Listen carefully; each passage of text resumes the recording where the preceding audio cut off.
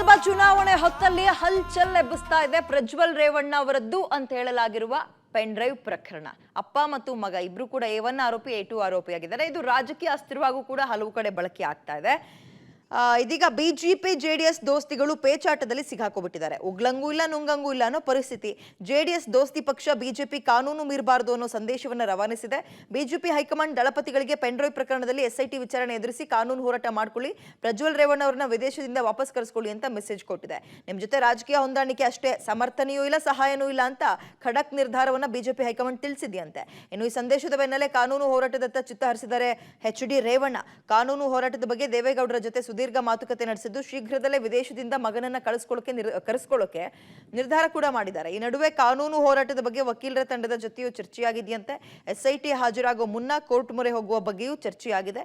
ಹಾಗಾದ್ರೆ JDS NDA ಭಾಗ ರಾಜಕೀಯಕ್ಕಷ್ಟೇ ಸೀಮಿತ ಅನ್ನೋ ಸಂದೇಶವನ್ನ ಬಿಜೆಪಿ ರವಾನಿಸ್ತಾ ಇದೆಯಾ? ಆ ಪ್ರಶ್ನೆ ಸಹಜವಾಗಿ ಕಾಡ್ತಾ ಇದೆ. ಈ ಮೂಲಕ ಕಾಂಗ್ರೆಸ್ ಅಸ್ತ್ರಕ್ಕೆ ಟಕ್ಕರ್ ಕೊಡಲು ಬಿಜೆಪಿ ಮುಂದಾಯ್ತಾ ಮತ್ತು ಕಾಂಗ್ರೆಸ್ ಇಷ್ಟಕ್ಕೆ ಸುಮ್ಮನೆ ಬಿಟ್ಟು ಬಿಡುತ್ತಾ ಇದೆನಾ? ನೋಡ್ಬೇಕು. मैं आज स्पष्ट कर जाता हूं, किसी भी महिला के साथ कोई भी अत्याचार करे, भारतीय जनता पार्टी इसके साथ नहीं रह सकती. सुन लो सिद्धरामैया जी, DK शिवकुमार जी, सरकार आपकी है. कदम उठाना था तो आपको उठाना था. आपने जब तक वोकल लिग्गा बेल्ट का चुनाव न हो कोई कदम नहीं उठाया, राजनीति करी, उनको भागदार जाने दिया. हिम्मत है तो सच बताइए, आपके कारण जघन्य अपराध करने वाले भाग गए. ಕರ್ನಾಟಕದ ಸರ್ಕಾರದ ಇಂಟೆಲಿಜೆನ್ಸಿ ಫೇಲ್ಯೂರ್ ಅಂತ ಒಪ್ಕೊಂಬಿಡಿ. ನಿಮ್ದು ಕಾನೂನು ಸುವ್ಯವಸ್ಥೆ ಕುಸ್ತಿದೆ ಅಂತ ನಾವು ಹೇಳ್ದಾಗ ನಂಬಿಲ್ಲ. ವಿಧಾನಸಭೆಯಲ್ಲಿ ಹೇಳಿದೆ ನಿಮ್ಮ ಇಂಟೆಲಿಜೆನ್ಸಿ ಇಲ್ಲ, ಸರಿಯಾಗಿ ಸತ್ತೋಗಿದೆ ಅಂತ ಹೇಳಿದೆ. ಈಗೇನು ಹೇಳ್ತೀರಪ್ಪ ಮಿಸ್ಟರ್ ಸಿದ್ದರಾಮಣ್ಣ ಅವರೇ? ಏನು ಹೇಳ್ತೀರಾ? Come on tell me. ಬಿಟ್ಟಿದ್ದು ನೀವು, ಕ್ವಶನ್ ಮಾಡೋದು ನರೇಂದ್ರ ಮೋದಿಗೆ. ನರೇಂದ್ರ ಮೋದಿ ಡೆಲ್ಲಿಯಲ್ಲಿ ಅವರೇ, ನೀವು ಇಲ್ಲೇ ಇದ್ದೀರಲ್ಲ, ಕಾಂಗ್ರೆಸ್ ಮನೆ ಆಳ್ರು ಇಲ್ಲೇ ಇದ್ದೀರಲ್ಲ ಕರ್ನಾಟಕದಲ್ಲಿ. ನಮ್ಮ ಸ್ಟ್ಯಾಂಡ್ ಕಠಿಣ ಕ್ರಮಗಳನ್ನು ನಾವು ತೆಗೆದುಕೊಳ್ತೀವಿ. ನಾವು ಈ ದೇಶದ ಕಾನೂನಿಗೆ ಸಂವಿಧಾನಕ್ಕೆ ಬೆಲೆ ಕೊಡೋದು ನಮ್ಮ ನರೇಂದ್ರ ಮೋದಿಯವರ ಆದ್ಯ ಕರ್ತವ್ಯ. ಅದರ ಪಾಲನೆಯನ್ನು ನಾವು ಮಾಡ್ತೀರಿ. ಯಾವುದೇ ಕಾರಣಕ್ಕೂ ಈ ಥರದ ಘಟನೆಗೆ ನಾವು ಯಾವುದೇ ಕಾರಣಕ್ಕೂ ಬೆಂಬಲವನ್ನು ಇಲ್ಲ.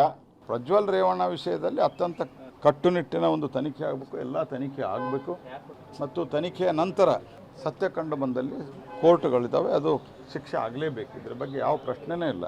ದೇಶದ ನಮ್ಮ ತಾಯಂದಿರು, ಸಹೋದರಿಯರು, ನಮ್ಮ ಹೆಣ್ಣು ಮಕ್ಕಳು, ಇವರ ಬಗ್ಗೆ ಯಾವುದೇ ರೀತಿ ಕಾಂಪ್ರಮೈಸ್ ಅಥವಾ ಯಾರನ್ನೂ ಸಮರ್ಥನೆ ಮಾಡುವ ಪ್ರಶ್ನೆ ಇಲ್ಲ. ಆದರೆ ಕಾಂಗ್ರೆಸ್ನವರು ತಮ್ಮ ಅನುಕೂಲಕ್ಕೆ ತಕ್ಕಂತೆ ಈ ಘಟನೆಯನ್ನು ಬಳಸಿಕೊಳ್ತಾ ಇದ್ದಾರೆ. ಕಠೋರ ಶಿಕ್ಷೆ ಆಗಲಿದೆ ಸತ್ಯ ಇದ್ದರೆ, ಮತ್ತು ತನಿಖೆ ಅಷ್ಟೇ ಕಠೋರವಾಗಿ ಆಗಲಿ. BJP ನಿಲುವನ್ನು ನಮ್ಮ ನಾಯಕರುಗಳು ಸ್ಪಷ್ಟಪಡಿಸಿದ್ದಾರೆ. ನಾನು ಸ್ಪಷ್ಟವಾಗಿ ಹೇಳಿದ್ದೀನಿ, ಯಾವುದೇ ಅನ್ಯಾಯವನ್ನು, ದೌರ್ಜನ್ಯವನ್ನು ಭಾರತೀಯ ಜನತಾ ಪಾರ್ಟಿ ಸಹಿಸೋದಿಲ್ಲ. ಮಾತೃಶಕ್ತಿಯ ಜೊತೆಗೆ BJP ನಿಂತಿದೆ. ನಾವು ಯಾರೇ ತಪ್ಪು ಮಾಡಿದರೂ ಕೂಡ ನ್ಯಾಯ ಸಮಾನವಾಗಿರಬೇಕು, ಕಾನೂನು ಎಲ್ರಿಗೂ ಒಂದೇ. ಈಗಾಗಲೇ SITಯನ್ನು ಸರ್ಕಾರ ನೇಮಕ ಮಾಡಿದೆ. SIT ನಿಷ್ಪಕ್ಷಪಾತ ತನಿಖೆ ನಡೆಸಲಿ, ತಪ್ಪಿತಸ್ಥರಿಗೆ ಶಿಕ್ಷೆ ಕೊಡಲಿ.